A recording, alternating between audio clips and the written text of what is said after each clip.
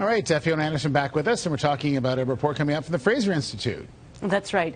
Every year, the Fraser Institute asks mining companies around the world where they'd be willing to invest their money to develop a mine. And so that result came out this morning.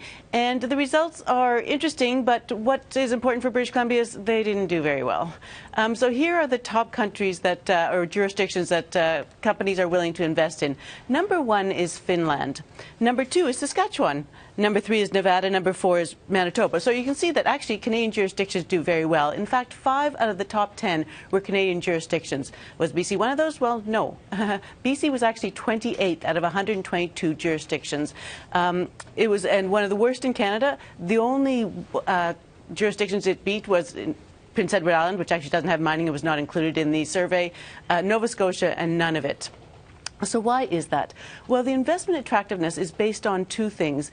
Geology, which we know we actually have good geology in British Columbia as well as elsewhere in Canada, and policy. So that's regulations, attitude toward mining, taxation, things like that. And the Fraser Institute said, with respect to policy, the attitude towards British Columbia was noticeably worse in 2014 than it was before. And in fact, regarding policy, it was the worst in Canada.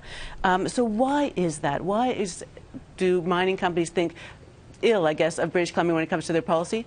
One word: uncertainty. It's uncertainty about land claims, about Aboriginal title. This was fueled this year by the Supreme Court of Canada decision regarding granting Chilcotin Aboriginal title over some of the land that the CECO had hoped to develop for part of its new prosperity.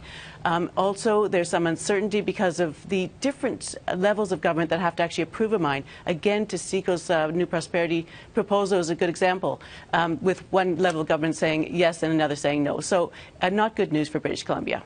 Okay, thank you very much for that. If you want some more details, go to BIV.com.